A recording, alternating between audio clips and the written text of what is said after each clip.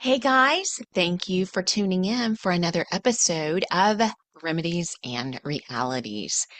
I hope you are enjoying the content. And if you are, please hit that subscribe button and then like and share the content with other people. Keep coming back. And if you have any suggestions for guests for my show or for content, just send me an email. You'll find it below in the description. Thank you. Enjoy the show.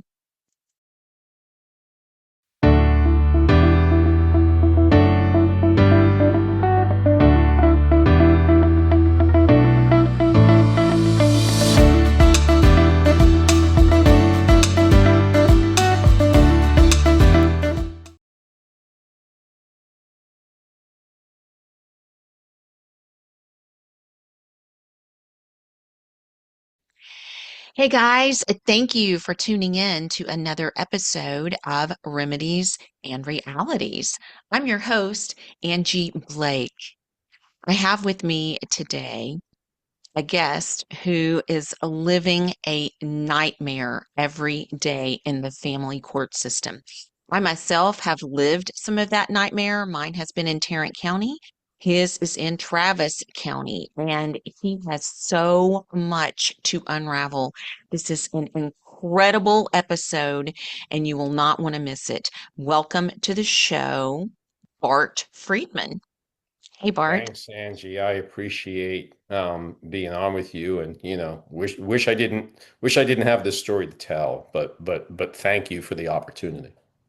Yeah, Bart. So how long has your saga been going on? How long have you been fighting this?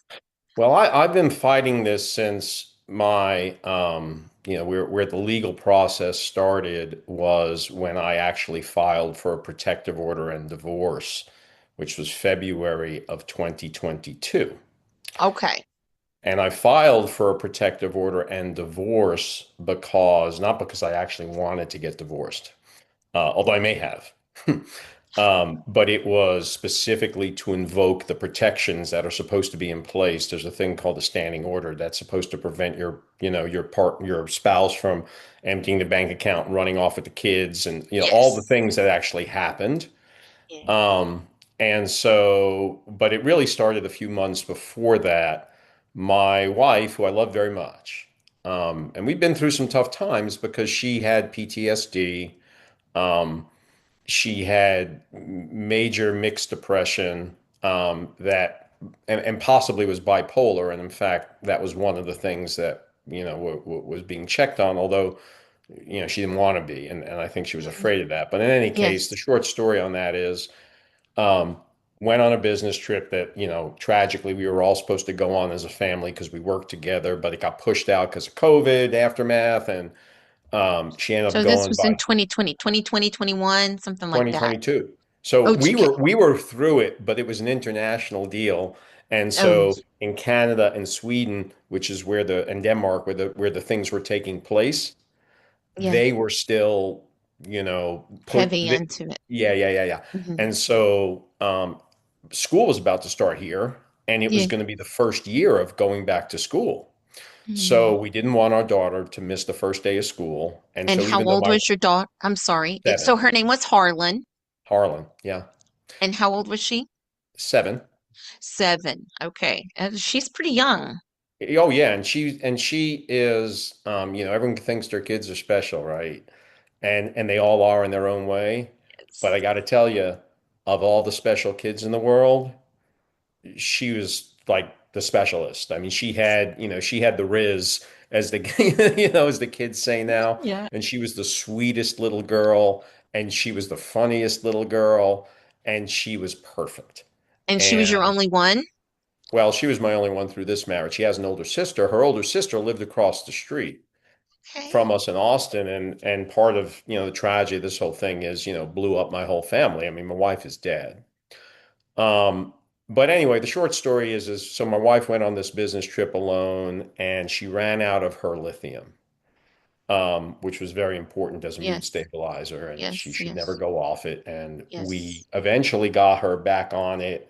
Uh, between the medical system in, I think it was Denmark at the time where she was, and the COVID crap and everything else, it took, about a week, and, being off of her lithium, suddenly discontinuing it. And so she went manic. And I And actually have it. it's dangerous to go off Oh, of it it is absolutely just dangerous. And suddenly. I actually have an email from her. I can tell you the exact moment that she, I don't even know how to say it, just lost it. Yes. And I have an Mhm. email from her to her therapist copying me saying, please, can you help me? I've run out of lithium. The doctors here are giving me a hard time. I, let me tell you, she said, I find myself, and she called me Howard. I find myself, she says, I just found myself blaming Howard for this absurd stuff while my inner monologue was saying to me, what the F is wrong with you? Yeah. Yes. And I had spoken to her both right at that time and then after that flight, and she never came back from that really. So that was going into September, and things were very rocky. And then ultimately in December, she lost it one night. My older daughter was over with us with a friend actually, and she ended up assaulting me. Uh, Your wife assaulted you yeah, ended up in front of assaulting your me. two daughters, in front of No, both of the in daughters of your fact, friend. my older daughter had literally just left, and there's a whole story, but she ended up letting her in, and then she went across the street, and I called her, and she came back, and police were there. But anyway, my wife ended up assaulting me, and part of her issue was, you know, like she used to say, she could catastrophize professionally, and that was in her, kind of controlled state. And Yes. so after that arrest, I think that she just was, in this more, the way she was, it was either good or bad. And, she just, so anyway, she decided to abscond with my daughter. And unfortunately, that was not good, to say the least. So Right. she ran off with my daughter, started to hide her. That was in February of 2022. Okay. Let's back up for just a second. So typically when there is a spousal, physical abuse and the police are involved, there is some kind of protective order kind of automatically placed by the There is, police. and I'll tell you about that. Okay. Okay. So, yeah, they offered me a protective order, Uh-huh. and it was right before Christmas. And I said, I don't want to, Right. I'm not going to Don't do. want to I press. can You're deal not with going to this. And press we had charges. gone through. It wasn't the first. It was the first time that she really seriously assaulted. That's not true. She kind of did once before, but It happens when you're in that kind of mental state. Those kind of things sometimes happen, yeah, but we depending had on your gotten childhood through too. it, and we would have gotten through this one. So I did not get the what they call the magistrate's protective order. Okay. I was offered it. Um, when my wife absconded, I called victim services and said, I want that magistrate's protective order. How long had what kind of time frame had gone by before they It was offered about it? And 6 weeks. And by law, I think here in Texas, it's 30 days. So they yeah, told me you can't have that. yeah. But if you file for one, get an attorney to file for it, and you should be able to get one right away. Okay. And that's where the tragedy of this court system comes in. So I filed for one, but um, not after my wife ran off. I was still, she was in Austin. I didn't know where, but she was in Austin. We were talking. Um, she was portraying it as, I just need some space, and it's Okay. like this isn't the way you do Right. it. But she took your daughter and she She took needed my daughter space. and a ton of stuff. When I came back from a business trip, it looked like my apartment had been ransacked. Looked like she had moved. Okay. Right. And so, but when I did call for a protective order, I found out that she had taken my daughter to Maryland. Maryland is where her family, her mother, lived, and her mother is psychotic, alcoholic, abusive. She's the root of my wife's mental, Of you know, course, definitely. right? Yeah. And Those her disorders don't just, we're not born with those. They happen. I exactly, mean, come on. exactly. And then I also found out that her brother, who had threatened her, she had a protective order against her brother for 15 years. Um, the stories and the medical records I have, because I had to get through this stuff. At one point, she says she raped him. Another point, she said she tried to kill him. I've personally heard many times him make threats toward her. They were estranged. I actually went to court once with her to help her uphold a protective order against her brother. When I found out that she was in the presence of these people in Maryland, that's when I called for a protective order. And then I filed for one. And then I filed for divorce because that's supposed to compel her to stay in state. But since There's she was already out of state, was no, there a different no, set of laws? no, It no. should have meant It's that all she the needed to same. come back. She's not allowed, she's compelled to come back. She's not allowed to take the child out of state. She's not allowed to disrupt the child's schooling.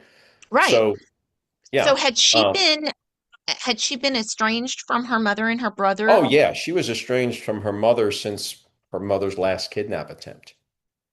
So her mother, your mother-in-law, her mother, had tried to kidnap who?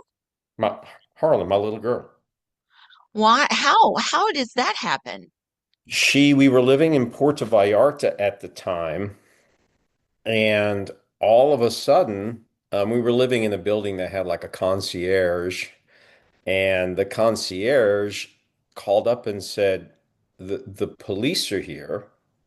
They want to speak to you."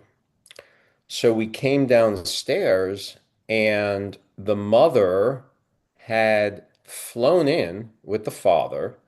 And at one point, they had had a bunch of money and they had some connections, international connections, and they had gotten through some connection the police in Puerto Vallarta, and they had made a claim. First, they said that I was holding Heidi and my daughter against their will in Mexico. And Heidi's then, your wife, Heidi and Harlan, right, holding them. You're her husband and father. right. Okay. And then once that, was comically disproved, then she began making allegations that my wife was an unfit mother. Um, but in any case, so that all got, squared away. It wasn't hard to square that away Sure. um, with the Mexican police. And then so that began the estrangement. And then What year was that? that was 28, 17 or 18. Okay. Okay. And then So we we're seeing a had a timeline. then we had like a little trial where we went on a business trip because you're all in the aviation business, and we met in Las Vegas, and we let the mother take Harlem back for what was supposed to be 2 days. And she was supposed to fly back and return her to us. We were going to meet her in Houston, and she wouldn't do it. And so eventually we had to fly back to DC to retrieve our daughter. So that was the second kidnap attempt. And then that was it, permanently estranged after that. So yeah, so when I don't know if this was legitimate or not, because truth, how do I know? Truth is impossible. My wife is dead, and my mother-in-law is what she is. Um, so I don't know if the grandmother was really dying, uh, or they just said she would to lure Heidi up there. But in any case, so Heidi went to Maryland with my daughter. And then when I found out she was in Maryland in the presence of her brother, who, had traumatized her for many years to the point where she couldn't call him by name. She had to use a code name because Wow. just his name would bring on a Trigger. PTSD episode. Yeah. Mm-hmm. Yeah. And so that's when I called for a protective order. And then my wife went and got a protective order of her own in Maryland. So the issue here was that, we had this we were in an adversarial position at that time. Okay, I'm sorry. If she's in Maryland, she filed a protective order against you as if you were going to come to Maryland and harm her? What kind of proof did she have She had to, no proof, but this is something that, you might appreciate as a woman. yeah.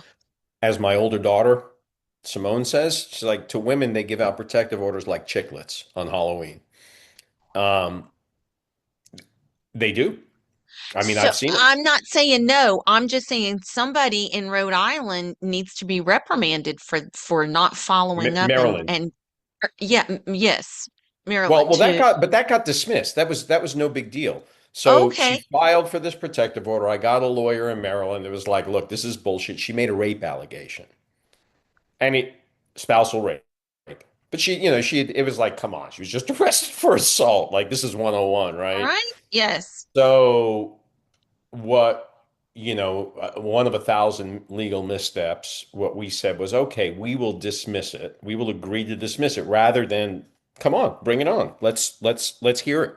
Let's have a hearing and we'll have it denied. And then you'll be in trouble for making a false allegation. But we said, no, Right.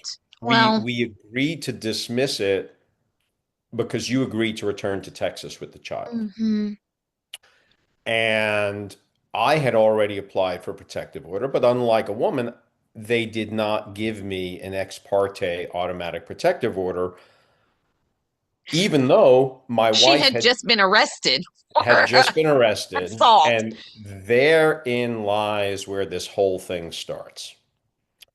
So my wife does come back to Texas, but then leaves again. And I don't know, I don't really know what's going on, right? I don't have any truth. All I know is my daughter's not here. I have what's supposed to be the best family law firm. They're trying desperately to get her back. They will not grant me, Travis County will not grant me an emergency setting. So they wouldn't grant me an ex parte order, even though my wife had just been arrested, and they wouldn't grant me an emergency setting. I got a setting for 2 weeks out. And unfortunately and tragically, because I think any real judge, I don't know how many there are like Mangrum out there, but unfortunately for my wife, because she's dead now because of this judge. Um, so the judge, and this is something I only now found out in the last couple of weeks. As I told you, I've taken this on pro se, and I've Yes. bought every AI program and LexisNexis and all that, and I have uncovered such legal malfeasance both on the part of the judge and my lawyers. But in any case, under black letter Texas law, as the lawyers say, Mangrum was required to issue that protective order. She did not have discretion to refuse it. Mangrum is a judge who She's denied the you the judge who's protective at the order. core of this whole thing. What's her first name? Do you know? Jessica Mangrum, Judge J- Jessica Mangrum. She had Jessica just been Mangrum. elected. Her website doesn't say this anymore. When she was elected, she was proudly progressive. And yeah, and that's probably what's at the root of this whole thing. She rolled in. My lawyer even told me she was one of three judges that, rode in on that wave in Mm. 2020, the whole BLM woke wave that came in. And Wow. he even said to me, he said, one of the three candidates, he said, is an outstanding judge. He said, I'm not going to even bother contributing to his campaign. It's like we just know they're all, they're not going to make it because, because of the woke wave. And, Austin, as you probably know, Awesome. is, Very Austin might woke. as well, You're in a woke area right there, my we friend. we are, woke to the max. So Judge Jessica Mangrum, um, got voted in on the woke wave. I may have even been her first family law case. Oh, wow. So in any case, well, first off, she didn't even she gavelled the hearing after 2 hours. We could have presented evidence of prior assaults, but we didn't have to because the law said she didn't have discretion to refuse the protective order because my wife had been arrested and my wife absconded with my child. So by definition, prima facie, they had to, if there had been family violence, which there was, we had an affidavit from the county clerk Yes. saying she had been arrested for family Yes. violence, and we had corroboration from Child Protective Service that of my uh, assertion that she had taken my daughter to Maryland. That's it. And all those things were in violation of the standing order. So she was also in violation of this court order. And upon that judge taking the case, that becomes her order. So my wife, she had no discretion to deny my protective order. She had to enforce her own order supposedly, but the law doesn't tell you how you have to enforce it.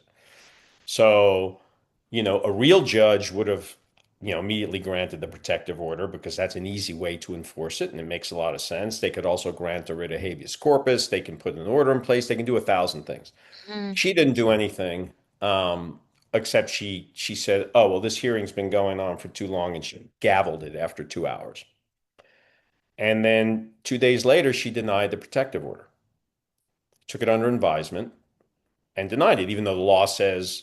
And just so we're clear here, Angie, there's literally 50 things in the Texas law. And, as you know, we talked a little bit about the family law system. I mean, there's a ton of discretion Yes. and the state's power to intervene is fearsome.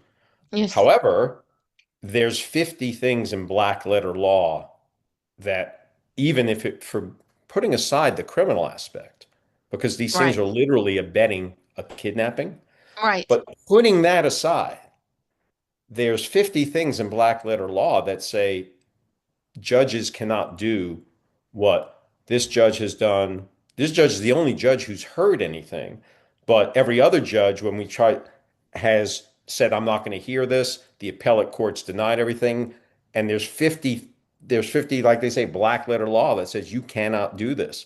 The latest thing that happened just last Friday, a week ago, was, and I didn't care. This is not meaningful to me because I had already said, forget the Third Court of Appeals. And by the way, I was told that right away. I was told there's a woman who is the divorce lawyer to the, like, if Elon Musk in Austin was going to get divorced, he would hire this divorce lawyer. She's the one you want. Okay. And when this happened, which was unbelievable, she said, Third Court of Appeals won't overturn anything. You have to take this to the Supreme Court. And ultimately, that's exactly what happened. So, anyway, I got the Supreme Court. They accepted my case on the 9th, so 20 days ago, which is great because that's the issue is the Texas Supreme Court, you know, Yeah. they don't take, you know, so um, I had already filed an underlying thing with the Court of Appeals because what I applied for is a writ of habeas corpus. And once again, black letter law. I mean, it's the clearest thing in the world. Automatic, immediate, ministerial, which means there's no discretion to deny it unless there's a dire emergency. That's literally the law. No discretion to deny it unless it's a dire emergency, and it must be automatic, immediate, ministerial. And there's no discretion not to hear it. So, in other words, if you apply for this, you petition for a writ of habeas corpus, they have to hear it immediately. And then the only way they're allowed to deny it, and these are all what's called ministerial duties, they're non-discretionary. So they don't have discretion not to hear it, and then they don't have discretion not to grant it unless there's, as the case law describes it, a dire emergency. And I've gone through a bunch of things with the appellate court. They've denied most things without explanation. I enjoined the Attorney General's office on the last thing I did with the appellate court. And I believe for that reason, I did get a response the first time. And what they did was, I have a tremendous amount of evidence. So I submitted 56 tabs in the evidence, 56. And in their opinion, they said, oh, well, we only got five. And the way the e-file system works, I can't prove that they, because I had to submit it in 10 volumes.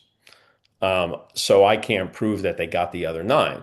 But in any case, what they said, they issued an opinion, and they said, well, we can't say that a judge violated the ministerial duty to issue a writ of habeas corpus because we can't, we didn't get the record. Well, I cured that. I gave them the docket. I gave them the original filing from April of 2022. I gave them the docket record, and I gave them five constructive denials for trial court judges who refused to hear the writ, to refuse to hear the case, which they're not allowed to do. Right. And the appellate court just denied it without explanation, which they're not allowed to do. I mean, they're not, in this case, they're double not allowed to do it because the worst case in a case like this is, instead of just overturning it, they remand it. And they go, okay, it's got to go back to the trial court. Well, since this is a writ, this is a petition that has never been heard in 1,350 days, and it has never been heard, and there's unequivocal proof that it was filed. So therefore, and a judge has a ministerial duty to hear a properly filed writ, a petition, motion. So the only way they could deny it legally, even though there's no legal way they could, that's what I'm saying, it was double illegal. The Yeah. only way they could deny it would be to remand it and go, oh, well, the trial court has to deal with this. But they didn't do that. They denied it. It's like I said, it's doubly illegal. It's never been heard. So, the level of corruption here is absolutely mind-boggling, but All right. it's even more, it's more than anyone could imagine. So, So we've um, gone down, yeah, we've started down the corruption path, but let's finish the story. So your sure. wife is on a trip and Yes. she is not able to get her medication. She comes back. Dad is unsettled because now she's kind of, when you're off of lithium, and then even if you go back on, it kind of has to, you kind of have to start over, and there's Oh a yeah. lot that She goes on never, there. you The know, uh, medication is huge. Okay, and so then she needed some time away. So she takes your daughter and most of her things. She moves out. You're not sure where she is. You start feeling uneasy, I think. And so you start making filings to protect yourself to make sure she doesn't leave the state with your daughter, but she already has. And when you find out, you're trying to pull that back in and get her back to where she's supposed to be so that you guys can solve this, so that you can right. We resolve. would we would have gotten through it. So Yes. So she so is with, so where we kind of left off and started down the corruption trail, she's with her mother and her brother, her family in Maryland. And right. she's filing these false orders and stuff like Right. that. So So we agreed to dismiss it, and she agreed to dismissed, and return she was supposed protective. to come back, Correct. and she And didn't. well, she did, but then she left again. Oh, oh. But either way, we had a hearing. I wasn't able to get an emergency hearing, but we had a hearing It was the that 2 weeks out. Okay. right, which and one of the horrific things about this is, I tell people this crazy woman has been able to kidnap my daughter from the comfort of her own home because they Yeah. do everything with Zoom now. So you don't have to Right. show up in the courtroom. No, yeah. So my wife is in Maryland at the time, so it's proof positive she's violated the order that says she's not allowed. And it doesn't matter that she's left the state. Yeah, she did come back. So so even if there was something that said, well, you're already out of state, it's okay, which it's not. But she came back, and then she left again. And we have the my child my her older sister. Her older sister says this is what happened, and he's a great dad. There's never been any domestic violence, and this is what happened the night that she was arrested. Um, and we gave him the evidence that she had been arrested, and she admitted that she'd absconded to Maryland. So that wasn't, that wasn't an issue. She admitted that she had taken my daughter out of school. So those things are all not allowed by the standing order, nor, and once again, there's a provision in black letter law that says the judge has to make a finding, has to. So in other words, the judge just can't say I deny this or I grant it. There has to be a finding. So the law says the judge must make a finding. And in my case, it had to be a finding that domestic violence had occurred because we had an Had the proof. arrest, and it had to be a finding that she had absconded with the child because she admitted she did. Uh-huh. The judge didn't make a finding at all and just denied the order. What judge is this? Just Mangrum, only The judge. same one. Oh, Same there's one. only one. This one. Oh There's boy, this only one. one. There's only one. Okay. Wow. And so she denied the order. And then I start making, and so then they schedule a hearing in my divorce case, and we're trying to get an emergency setting for that. They won't do that. So they schedule that for, and now I know why, because Mangrum wanted to take the case. Um, So my wife went and got another protective order in Maryland. She went to a different court. First time she went to district court, then she went to circuit court. And What's her she, oh, basis for wanting a well, protective order against you? you want to know what the basis for this protective order? Like I said, they hand them out like chiclets, Angie. Right? The basis for this protective order, I can show you an email, was a scary phone call. So she said that I had told my daughter that the FBI was working on things and I was going to do everything possible to get her back. And that scared my daughter. So that was the basis for this second protective order that Maryland gave out. How was the relationship between Harlan and and her grandmother? She didn't have one. In fact, one of the things that we later presented in evidence was my we didn't want my daughter. My wife, this was estrangement, was at my wife's choice.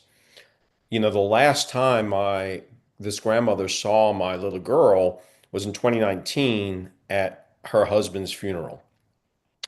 And because of the abuse that my wife had suffered at the hands of this family, she actually prepared herself a PowerPoint on how she was going to handle being at the funeral. And the family, they treated her horribly. She was quite close to her dad, and I was too. He was an alcoholic. They all are. That's the problem. But so I actually have, and it's one of the things that's in evidence. I have a PowerPoint from her saying it's definitely unsafe to leave Harlan unsupervised with my mother.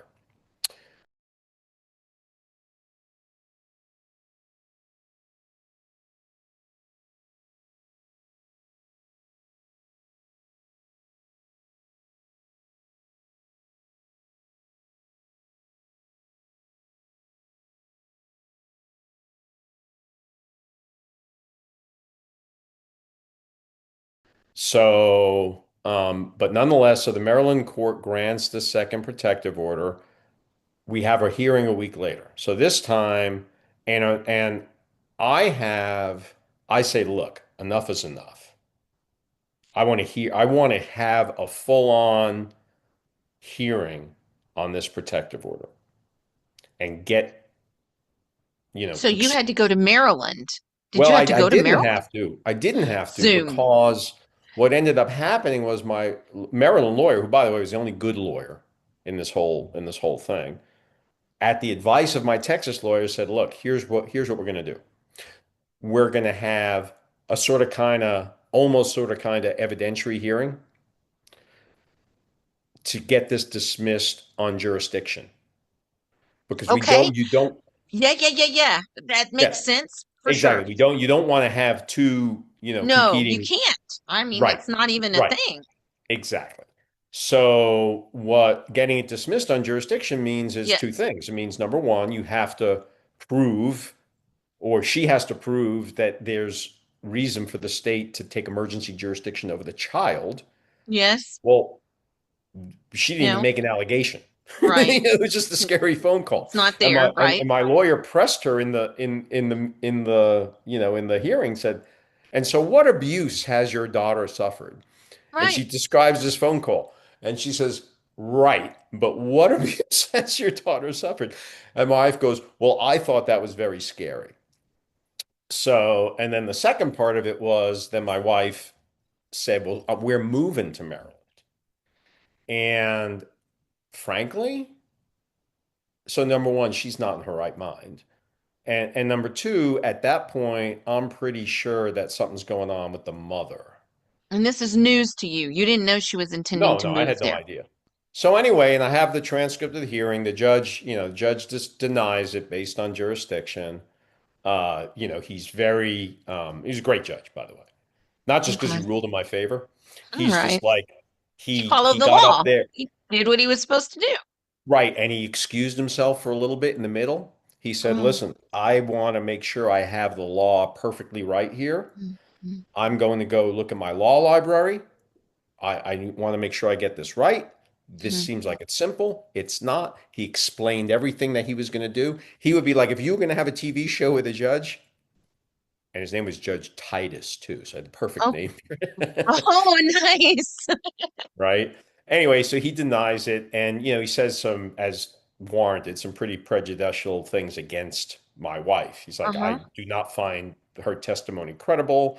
I do not believe this is actually related to anything about, a child being in danger. I believe this is an attempt to, get custody. Yes. But anyway, so he But he denies it. called it out. That's He awesome. called it out. Well, guess Great. what? The next day, literally the next day,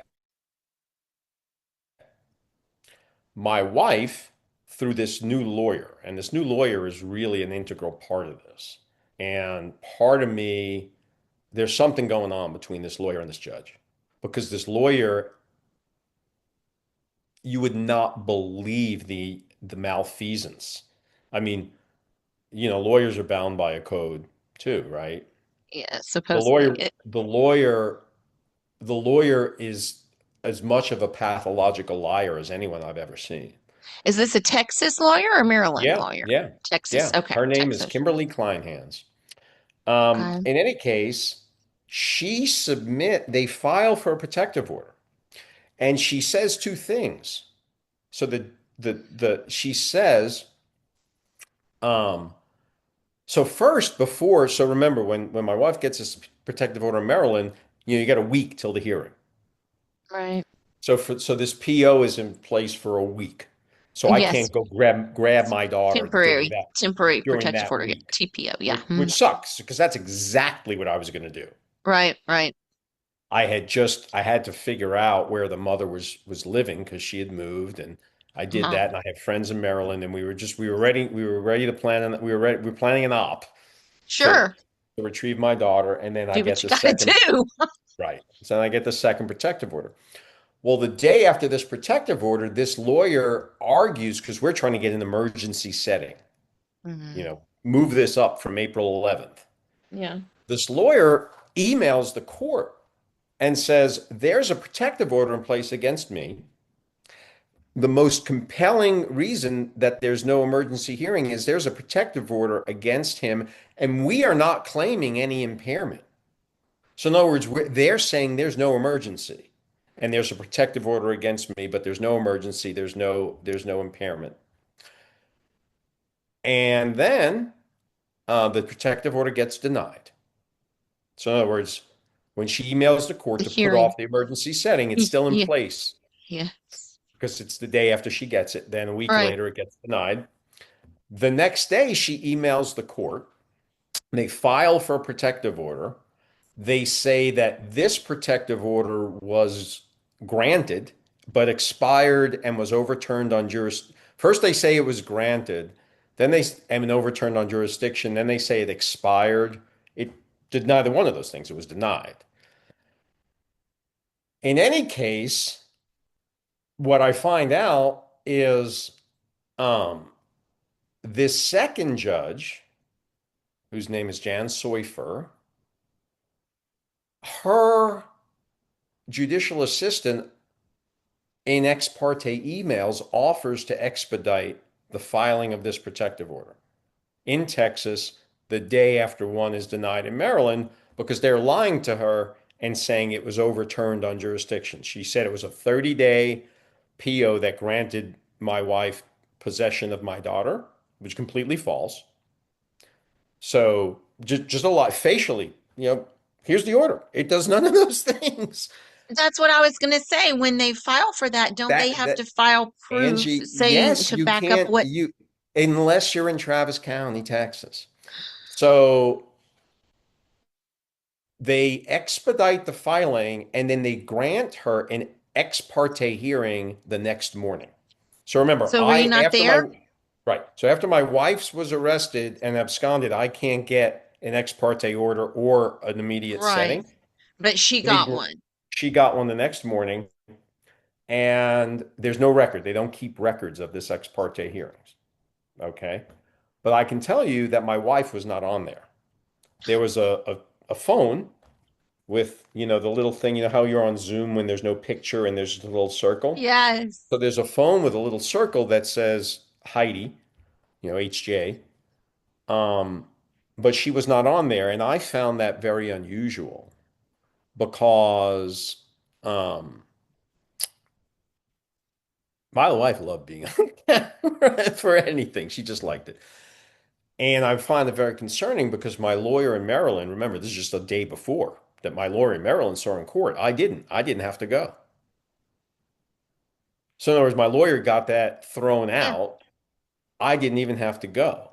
But sure. Heidi was there. And my lawyer told her afterward she was wasted. She's like, she was really effed up. So I was, Could anyway, tell that she wasn't lucid. Okay. right. And she's in let's go back. Let's go back to the timeline. And so, wow.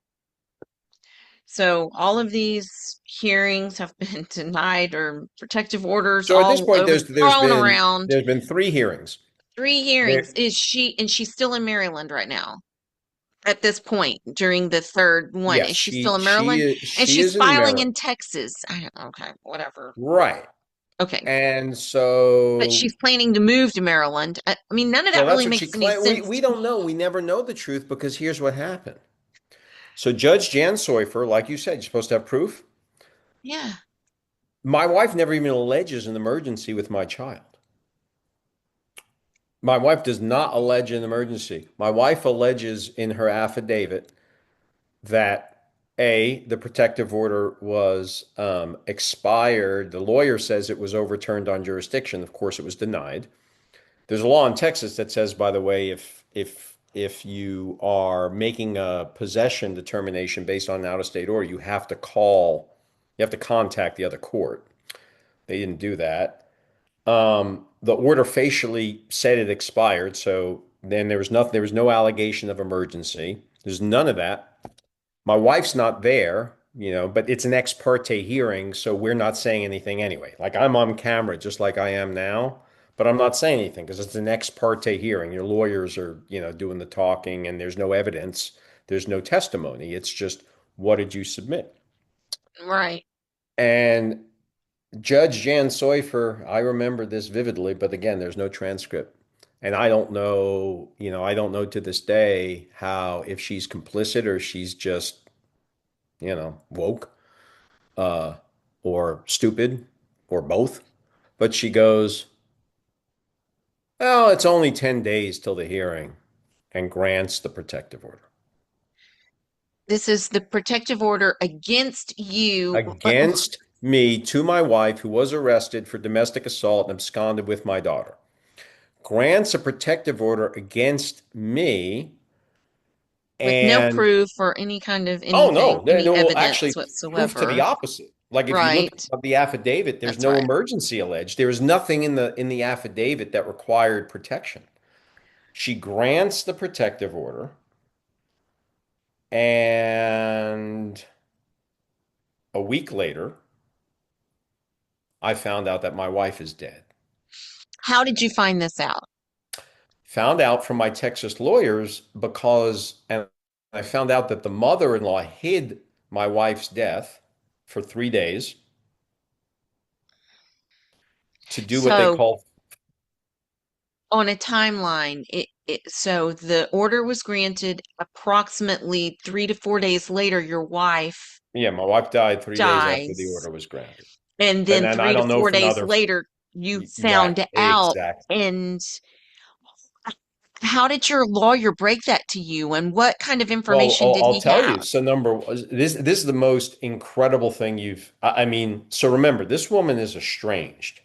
My wife died in her home of what we later found out was a morphine overdose, of morphine that was obtained in the home. Did your wife have a history of drug abuse? Anything like She not really. I mean, she used, she when I met her, she had a Percocet prescription and that? she, Okay. as one of my doctors said, liked it too much. Yeah. Okay. But that was under control. Her whole family has addiction issues, but she was quite acutely aware of them. And part of the reason, that we ended up getting married was she said, "Look, I'm just not going to drink anymore because I understand it just has a, disastrous impact." And she got herself on pretty good, she got her mood stabilized. And then things changed obviously after you have a kid. And we had a couple of episodes, but things were fine. So, I hired the ex chief medical examiner of Washington, D.C., um, to speak to the medical examiner in Baltimore, where, my wife died, Yeah. and analyze, what was up. And he ended up, I have an affidavit, and he actually ended up testifying. He said, this investigation needs to be reopened. He said, and regarding your child, there's only two possibilities with this morphine, right? They've admitted that the wife obtained it from the home. In other words, she didn't go out and get it. She didn't have a prescription. It was the grandmother's mother's prescription. The grandmother that died, the grandmother that had Right, passed. exactly. Eventually, Okay. she died over a year later. The one who was supposedly imminently dying Yes. died and was like 90, died a year later. Anyway, he says in the affidavit, he says, there's only two possibilities with this morphine. One is it was unsecured in the home and she was able to obtain it.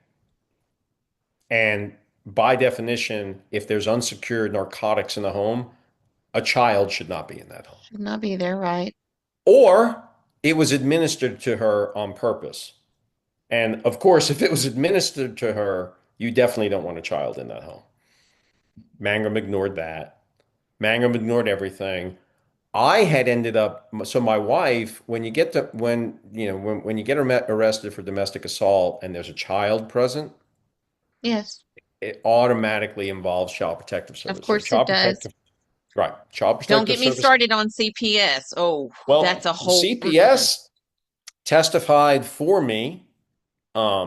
CPS, as did CPS in Maryland, because they made a claim up there. Um, everybody said he's great. My daughter said he's great. My daughter, there were no issues. Like I said, CPS testified for me. Um, and there was no case.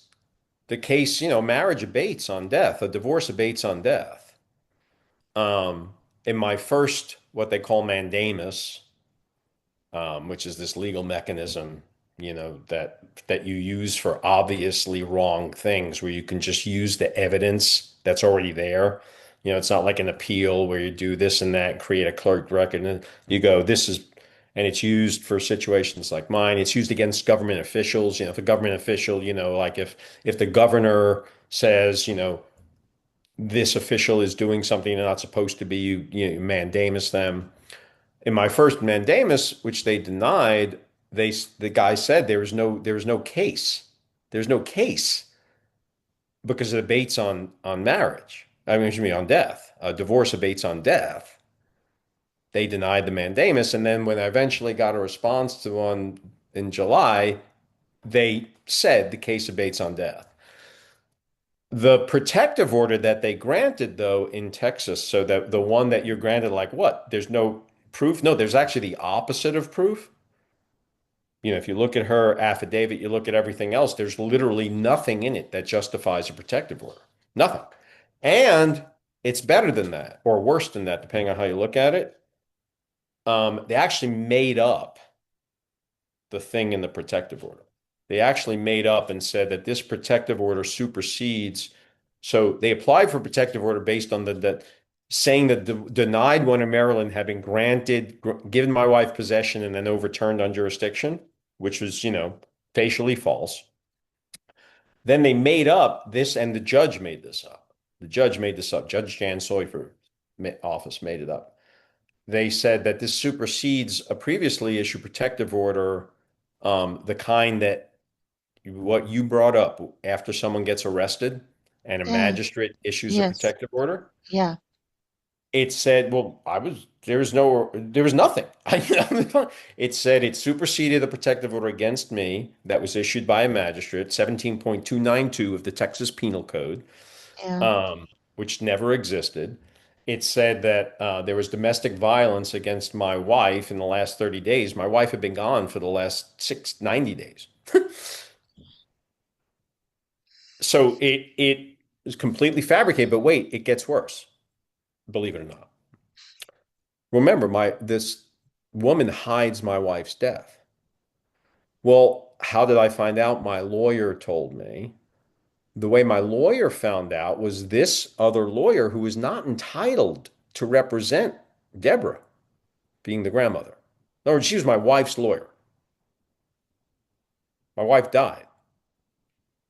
Deborah is a legal stranger.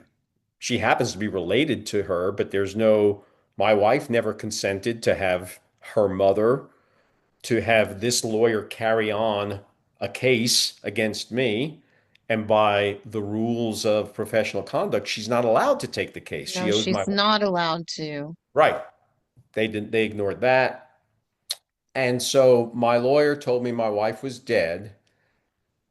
I had asked my lawyers 4 days earlier, before, as soon as they denied that protective order in Maryland, I asked my lawyers to get a protective order against the grandmother That in Maryland. definitely should have been a thing. You definitely And should my have done lawyer that. said, I could show you the email. My lawyer said, oh, that's impossible. She's no party to this. She's in Maryland. She's been estranged for years. They'll never issue it, and it will be a bad look that will probably piss off the court. She was there. She was in her home.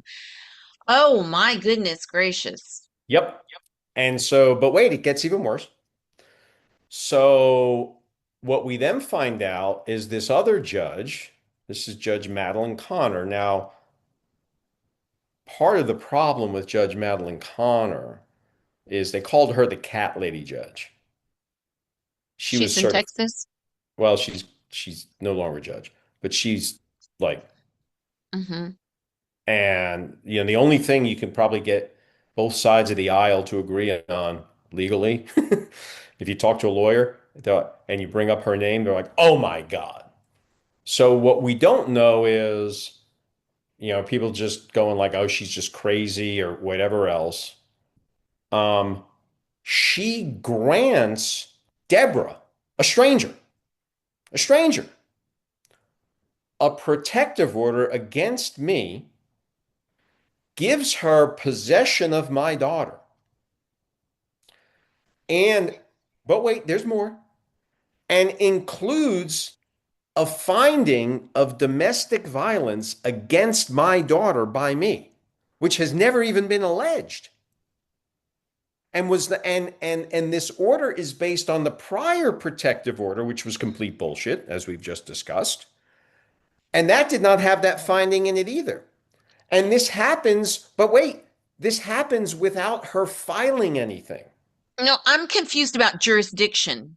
How is Hmm. a Texas judge making any kind of ruling about somebody who is living in that's not a thing. Like how does that happen?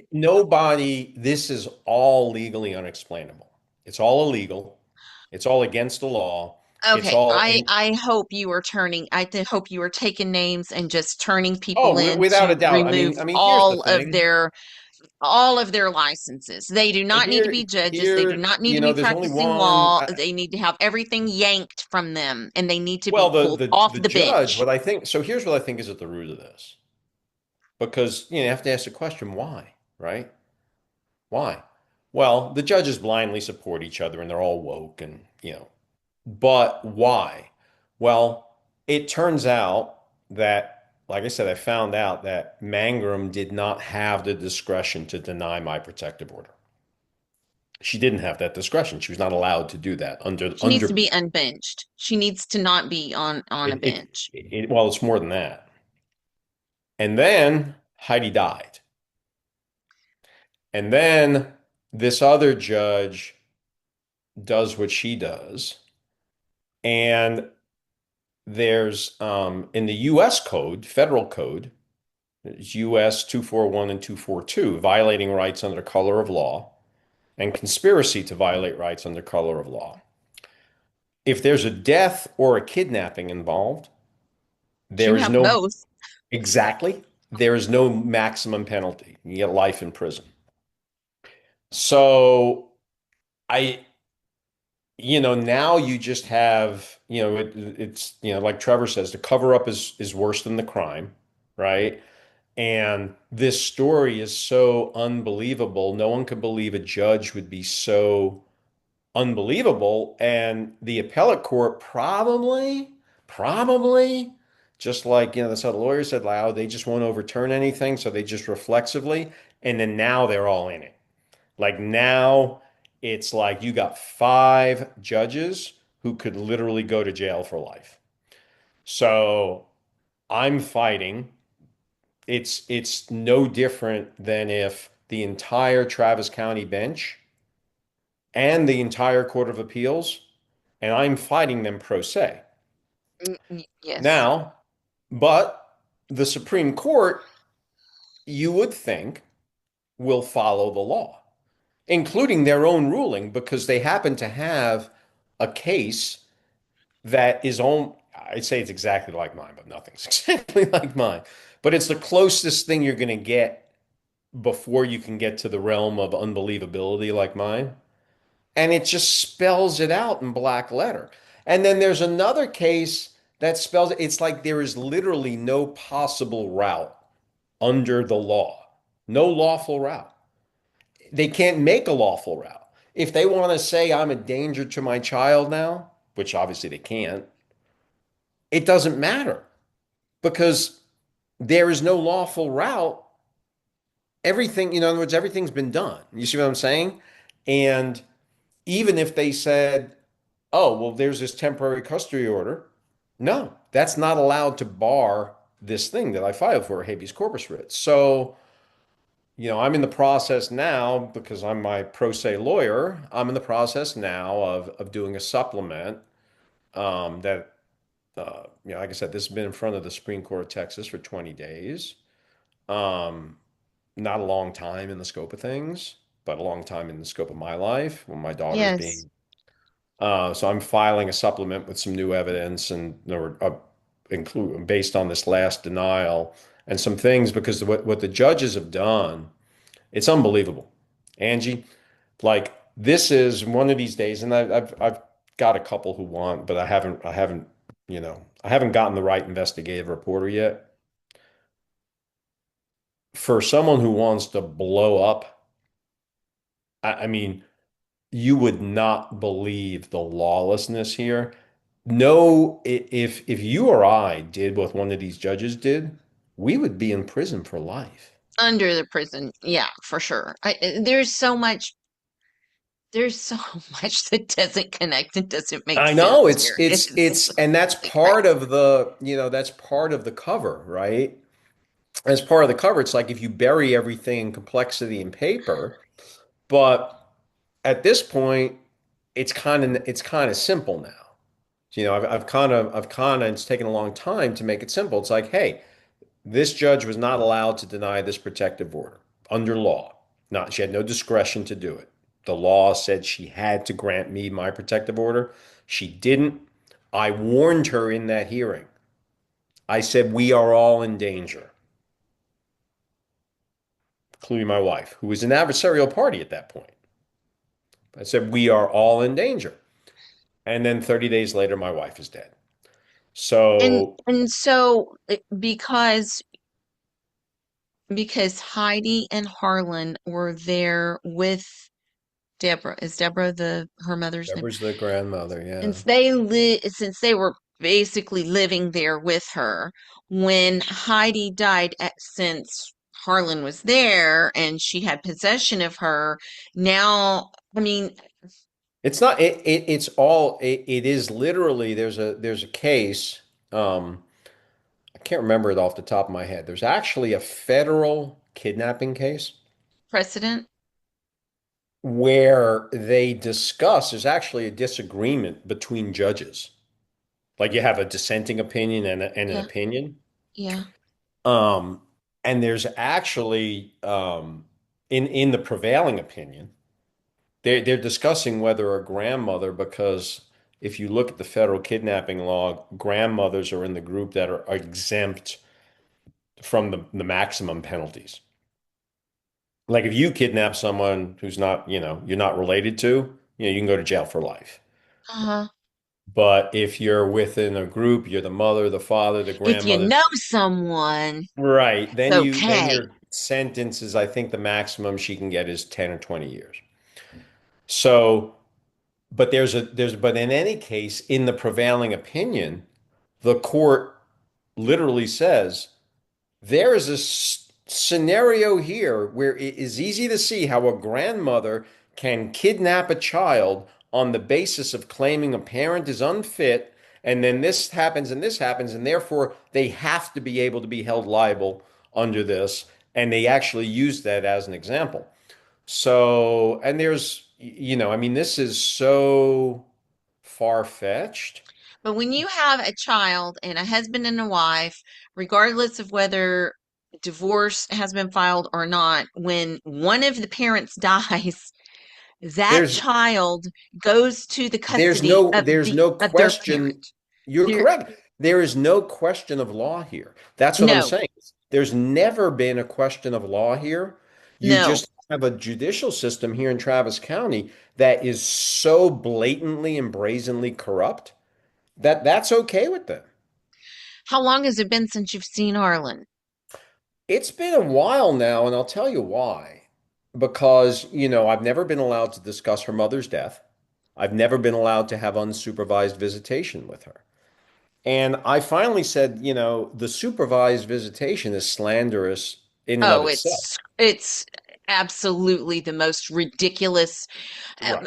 Don't I So don't so even I want to said, start look, that. and the problem is that it's always a month away.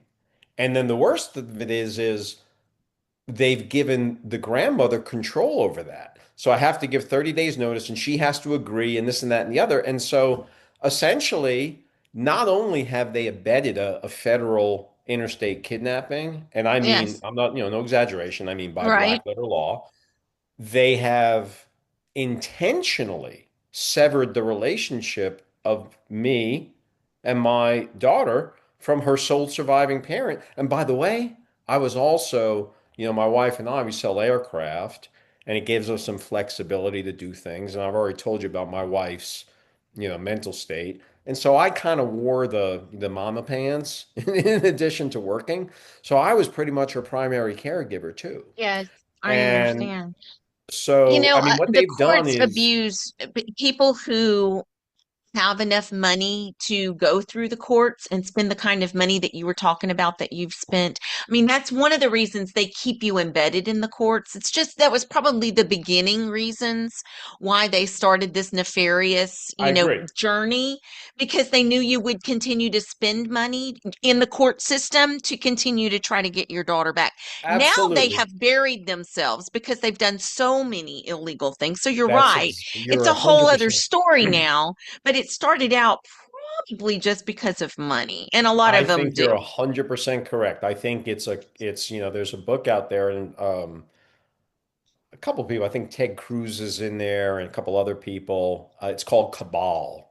Mm, and it's about the family law system, and that's mm, exactly mm, what it is, you know. mm-hmm. It's like you said, it's like you have this cowboy system where, but the Yes. interesting thing is, with all the ridiculous freedom, so to speak, or discretion that these judges shouldn't have to intrude Yes. into your family, in my case, there is no discretion. So that's the sick, you know, it's all sick. It's just different levels of sick. Yes. But it it's not like there's any discretion here. There's no black and white, there's no gray area, there was never an allegation No. against me. The Right. only And now you've allegation, got supervised visitation. And there's never right? been that's what I'm saying. I don't oh my goodness. The supervised You visitation thing is you such a it load. is head spinning, and the thing is part of it now, like you said, you know, it's probably started out as one thing, and then, you know, it's always that way. It's like the cover up is worse than the crime. People Uh-huh. just keep digging bigger holes. Yeah. And there's definitely something going on though with this judge and this lawyer, because, you know, one of the things one of my lawyers said once is like, look, you got to give judges an off ramp when they make horrible decisions, and they do it all the time. They sure do. Um, and then you prove that they do. You got to give them an off ramp. You know, you're Let them not going to save get a face a little bit. right. You're not going to get a judge to go, oh God, I made this horrible Oh, decision. That was wrong. exactly. No, they're not going to say that. Right. So in this case, there's the easiest off ramp in the world, which is this lawyer. The lawyer is, I never imagined, and I've, you know, the mother-in-law is a good liar. My wife was a good liar when she wanted to be. That's part of the issue. But this lawyer is literally the single most dishonest person I have ever met in my life. And it's all in the record. I mean, it's unbelievable. So what they could have and should have done is they had the easiest off ramp in the world is just roll the lawyer.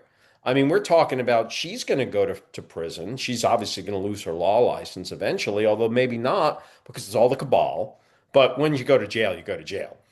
And that's going to happen eventually. You know, like they say, the wheels of justice turn slowly, and they turn a lot more slowly when the system is corrupt. And in Yeah. this case, but the thing that is really, I mean, this is so chilling. And, you know, it's kind of like, you know, you go back to last week and the week before with Charlie, right? Right. And why, you know, I felt compelled to go out to Arizona. Yes. It's like there's certain things that are so chilling and so enraging that you just can't, I don't know, they just hit a nerve. They hit something that, you know, it's otherworldly. And, you know, and I bring up the Charlie thing because that's the way I felt about that. But that was, you know, he was a public figure, and it was tragic, and it was so obvious for the world to see, right?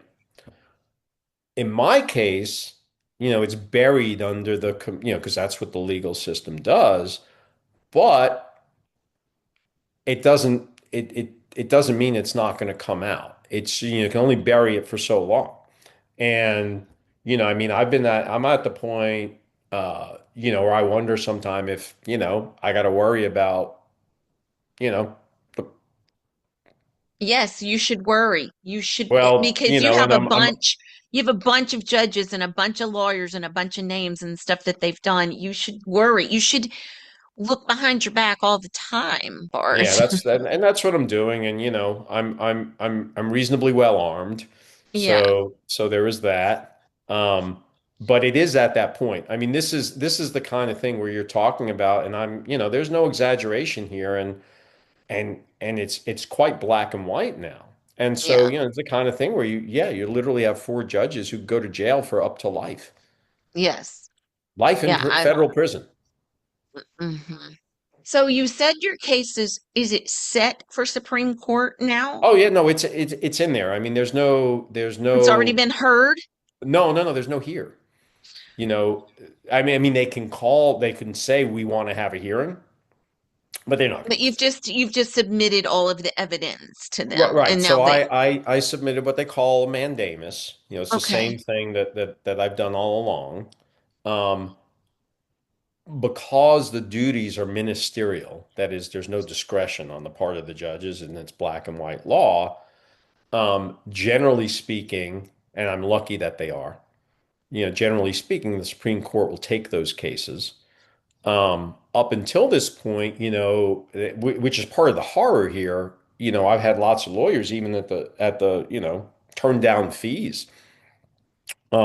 Early on, they like, getting the Texas Supreme Court to hear something is like, it's like impossible. It's like, so, thankfully I do have that case. It's docketed. I'm going to submit something else tomorrow, and I'm also going to see if we can get the Attorney General involved.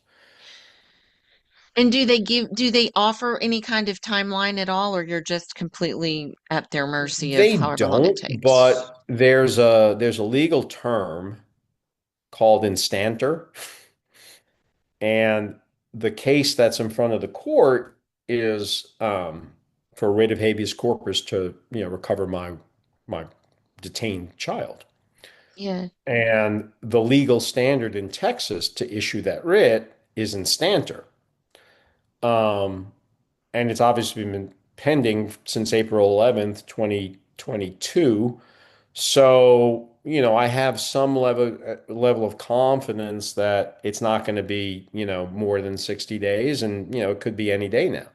And what I submit tomorrow or the next day, I believe, could be, could get a ruling immediately, because I have two things in there. I have the actual thing, and then I have a separate thing, which is a petition for emergent or a motion for emergency relief.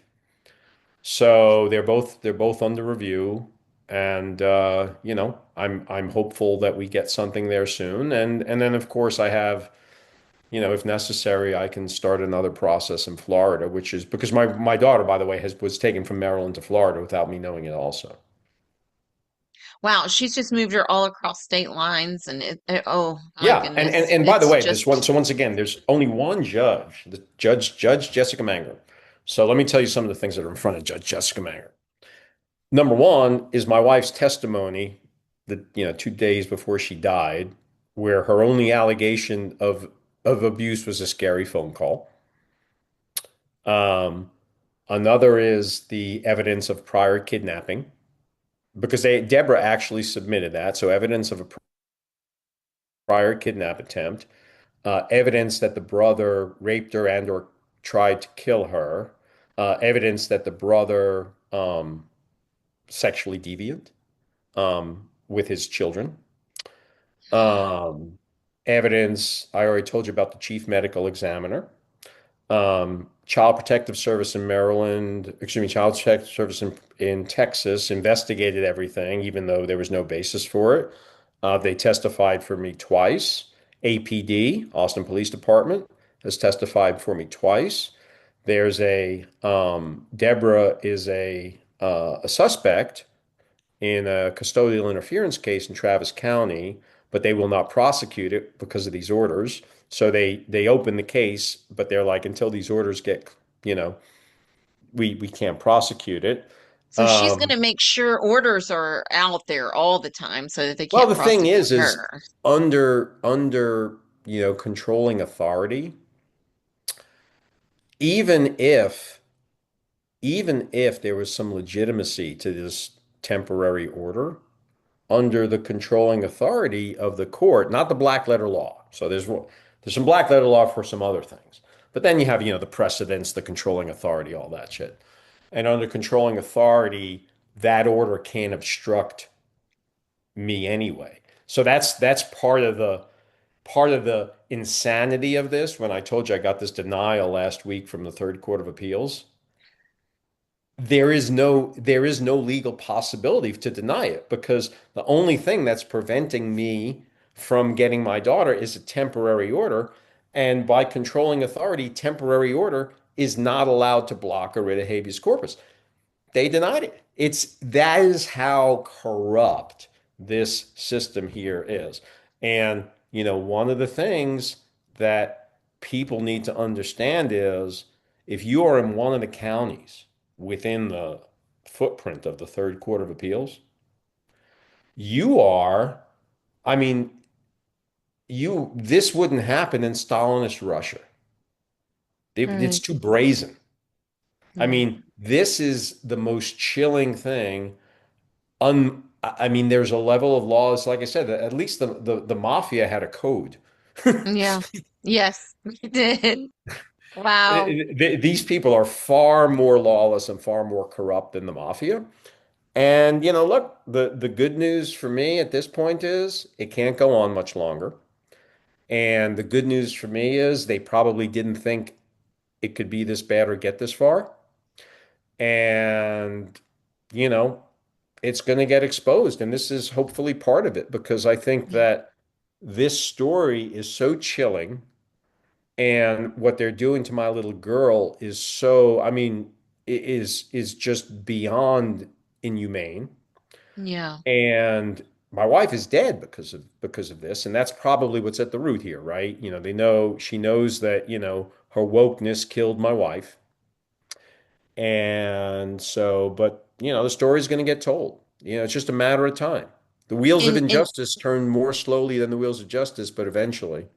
do you think there will ever be any okay, I guess her death is probably closed. Could it ever be reopened and maybe Oh, investigated absolutely. I mean, I think as a that murder or yeah, something? I think Yes. that what'll end up happening here's what I anticipate happening.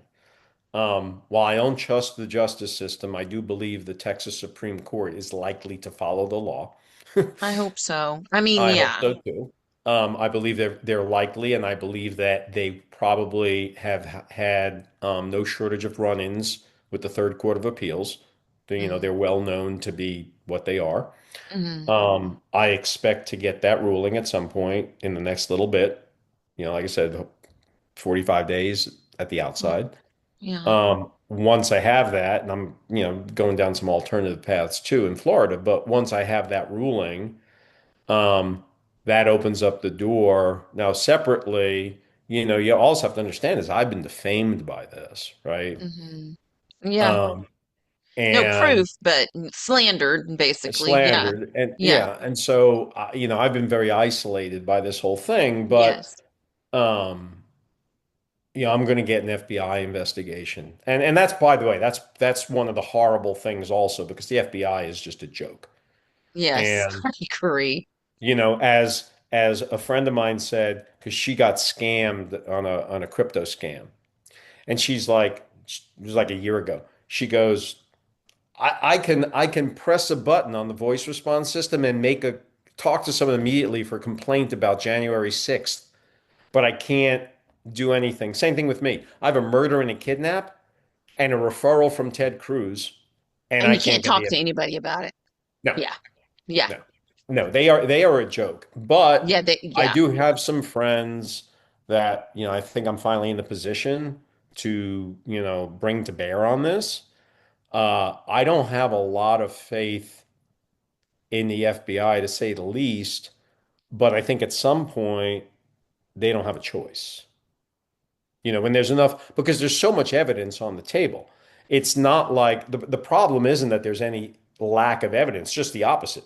If Right. if I got an FBI investigator and everything was on the up and up with them, let's just say, and they looked at this for an hour, they'd be like, we can have a conviction in like 10 minutes. Right. So that's not the issue. It's just the issue that they won't look at it. Yeah. And they told me that. They said, hey, if there's a judge's order in place, you're never going to be able to look at this. And you got to get the order, and then maybe. So, yeah, I think there will be a reopened murder investigation at some point, and Mm, I will get it investigated. yeah. I'll figure it out. Yeah. You know, I'm Wow. I'm I'm This you know, is I'm going to the mat.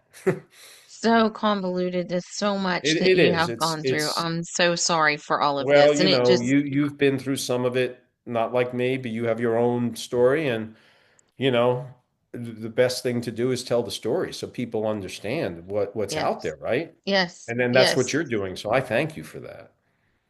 Yeah, well, I thank you for telling your story because the more people that come out with these unbelievable court stories and the unbelievable corruption where people just go, no, there's no way. But the more that come out, just like the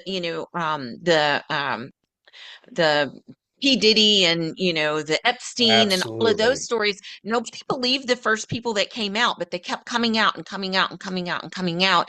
How can you not believe so many that come out with the same story at the end? And so we need more You're people to come out because 100% I got to right. tell you, the family law system needs to be completely eradicated and rebuilt from the bottom up, and it needs to install laws that are some of the same laws in our regular, just courts of law. You need to Without a have some doubt. kind of And structure. And right now, family law and CPS are running amok, they and the are judges running do whatever amok, the hell they and want to do. They just make up the laws as they go. They don't that's have any exactly laws to right. They make follow, it up as they go along, and and it's ridiculous, judges, and it cannot continue. It's ruining lives. it's destroyed my look, it's destroyed my family. And I have one woman down in Florida who actually was a visitation supervisor, but who specializes in this kind of thing. And she said, she knows the story. And she said, as hard as it is for you to believe this, this is not the worst I've heard. Oh, I don't believe. No, I've had other stories like yours. I was going to do a documentary on another story, and it was just like yours. Everything was piled up, and he did nothing wrong. He had to pay to visit his children. His That's children what, were yeah, being sexually, that's it. abused. Well, yeah, They were and having their animals mutilated in front of them. They were just, I mean, it was ridiculous. And he's the one that had supervised visitation, and I'm like, what is happening right now? But hey, again, you wanna hear something horrible before we go? Um, gonna read you something from my wife, if you'd like. This is something that my wife wrote. It's part of a longer email. This was after that kidnap attempt I told you about when we were living in Puerto Vallarta. So let me pull it up here. I'll read it to you. Having a united front and sticking together is the most important thing, aside from Harlan, in the world to me. I couldn't live without you, Harlan or no Harlan. I couldn't live without you. I hate to say it like that, but you know what I mean, I hope. And yes, I know my parents will try to break us up for years. It's hard for me because I think about feeling guilty for not letting my mom see Harlan. And then I remember what a psycho bitch she was the last time I let her take Harlan for a visit. They just fucking scare me. They're willing to do almost anything, as we've seen, to break us up and get to Harlan. yes, That's in evidence somewhere. yes. And that's in her own words. I mean, she can't speak for herself now, but that No, she speaks cannot. volumes for her. She was, as one lawyer said, she was tragically prescient. Yes. Wow. That is, I'm just, I would like to say, it's hard for me to believe, but it's really not. Unfortunately, I know too much and I know your story too well. And I'm just so sorry that you're living this. I hope it ends for you soon. And I hope that every kind of wrong that has happened to you can somehow be made right. And I don't know how that's going to happen, but I just pray to God that justice will prevail here for you. I'm so Well, sorry. I appreciate that. And and I think it will. And then, then it's up to people like me and you to, let people know the horrors that are out there because, like you said, lives are being destroyed, Absolutely. in a cabal with rules, legal system that never contemplated anything like this. Mm, Just the mm-mm. protective order abuse, where you can, the protective order Right. is like a nuclear weapon. And Yeah. they, like my older daughter said, they give them out like chiclets. And, it's got to stop.